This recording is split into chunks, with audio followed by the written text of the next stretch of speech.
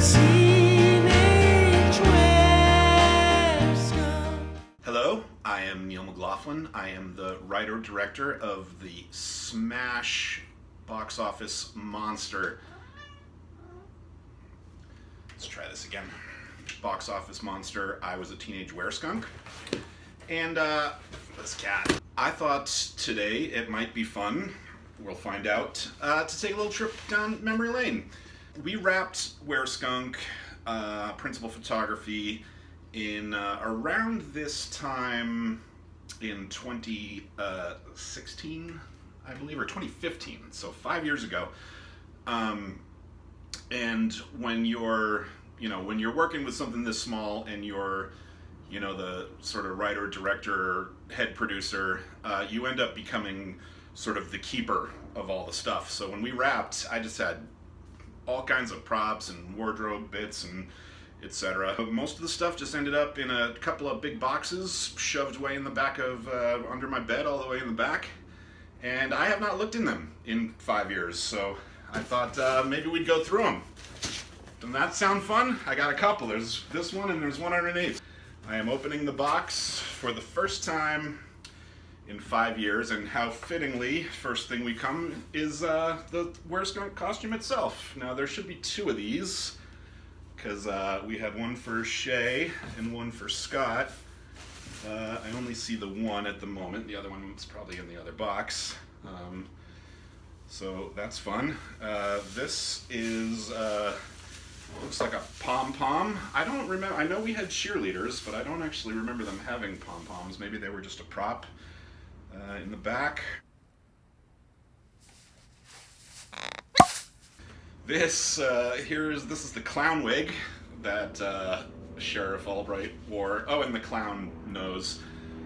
One of my biggest regrets of this whole movie is that there's a scene where Sheriff Albright is dressed as the clown, and he opens up the garage door where Curtis has just been spraying everywhere, and the stink just wafts out, and he's wearing this nose, and he's just like, oh my god.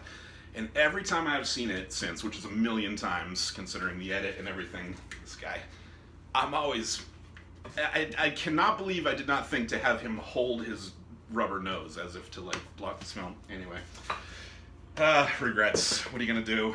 Oh, this is Dr. Nancy's stethoscope that she uses to listen to Turbo's ticker. You want to hear what your pooch's ticker sounds like? This is a wig. I think this is, I don't know who, this might have been Mary Beth's. This is Mary Beth's wig. Mary Beth's skunk wig.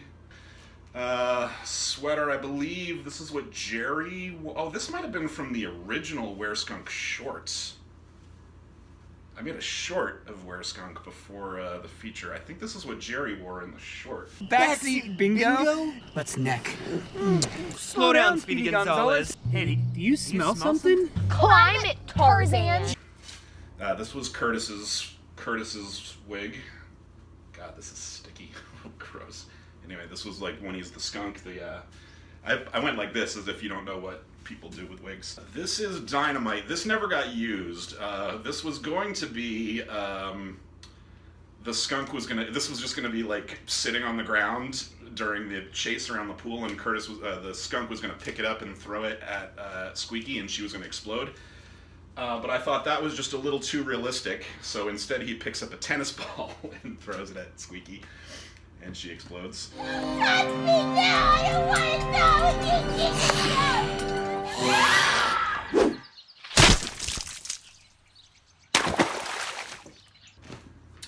This is, oh look at that, this is the rubber nose that he wears when he's the skunk.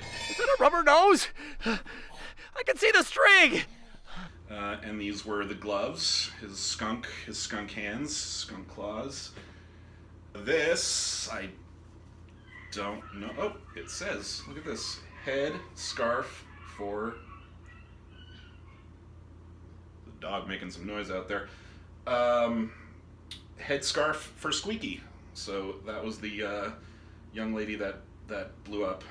Or it could have been the other one. They were in the script. They were named Lynette and Squeaky, which was a play on the Manson Lynette Squeaky Frome, the actual Manson girl.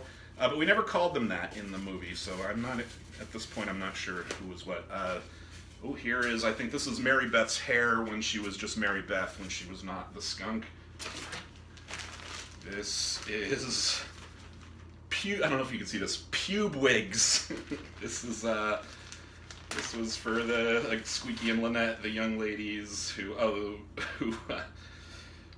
had the big old 60s bushes coming out of their underpants.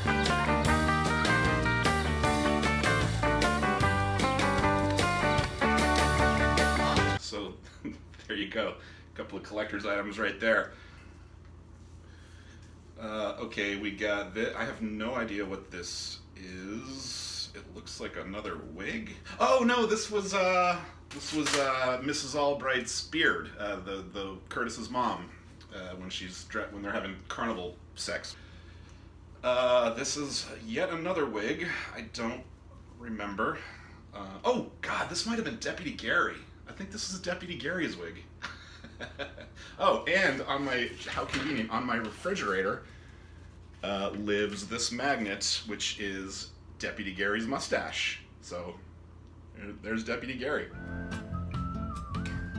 Maybe I need a tissue. Speaking of Deputy Gary, the megaphone from the famous megaphone scene. Aren't you embarrassed? Do you have a brain? A bear, goddamn bear my balls. And that's box number 1. Getting into box number 2, we have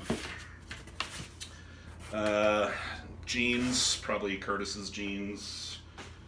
I had the actors wear the same costumes every day, because when you're making movies as fast and as cheaply as we were, paying for multiple different costumes or finding multiple different costumes, and then also keeping track because you don't shoot in order. So I was just like, everybody wears the same thing every day. Curtis always wears the same thing. Sheriff Albright always wears the same thing. Mary Beth always wears the same thing. I think the script runs the course of 5 or 6 days, and no one changes the clothes.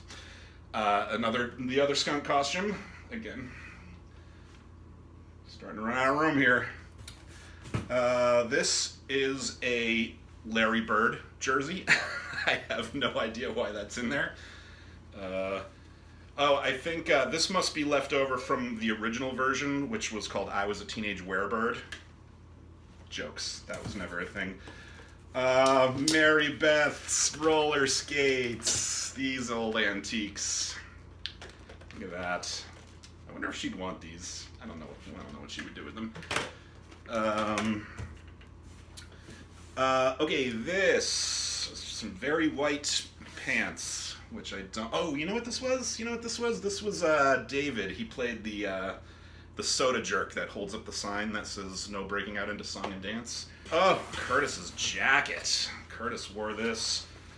Poor Curtis. We shot this in winter, but it was actually, LA winters can get pretty warm at times, and there were some days where he was in the full skunk costume with this heavy coat on the outside, and it was pretty damn hot, and he was being asked to run around, and a real trooper, that guy. All right, we got some cheerleader costumes. There should be a couple of them here. Indeed. I believe it was I'm going to go out on a limb and say this one is Sally's, and this one is Mary Beth's. Just taking a wild guess here. The sports thing, I think, was sort of a last-minute idea that I had, and we didn't really have time to properly get these on here. So this is really just like cut out of felt and glued on, and they were constantly falling off. It was a huge pain in the ass, but people really seemed to like the joke, so worth it. These are the skirts from the cheerleaders. And this is the last thing in the box. This is the shirt that Curtis wore. I don't know if you ever see it. He wore this under his jacket. That's it. There's a couple other things around the house that we can take a look at here. Let me grab you. So up here, this is above my front door, we have the license plate from Jerry's car in the opening scene, and this is also featured as a piece of background art in my new movie, Hillhead, which will hopefully be coming out later this year. And then here in this weird little closet here, I've got the Uncle Humphrey's Soda Pop Shop sign from the Soda Pop Shop from the dance number. And then also, this is kind of starting to fade, but this is the sign that hung above Harold Potter's house, that big mansion that Harold Potter lived in. Over here, this was the sign for the Greasy Cheetah. You can't actually really see it in the movie. Oh, there it is! The Greasy Cheetah! It's there, you can see it, but barely, and it's kind of a bummer. And then over here, this is a little piece from the set of the movie in the, what was it called? It Came from Uranus. That was something we shot much, much later, like over the summer. And I called Effie, our wonderful production designer, and just told her, like, hey, I need you to build me a set that looks like a really cheapo 50s sci-fi movie set with just lots of doodads and gizmos with buttons and cranks and things on them, and just build it out of cardboard. And I think most people would have been like, what? And Effie was just like, I got you. And it turned out amazing. At least I think so. And then up above here, among the cat food and the whiskey, we've got the skunk. The skunk that sprays Curtis. The skunk that started it all. So, that's everything. I hope you enjoyed this trip down memory lane as much as I did. If you didn't, you probably turned this off about 15 minutes ago. So, who am I even talking to right now? But, okay, that's it. Goodbye. Who would have thought that I'd be a teen?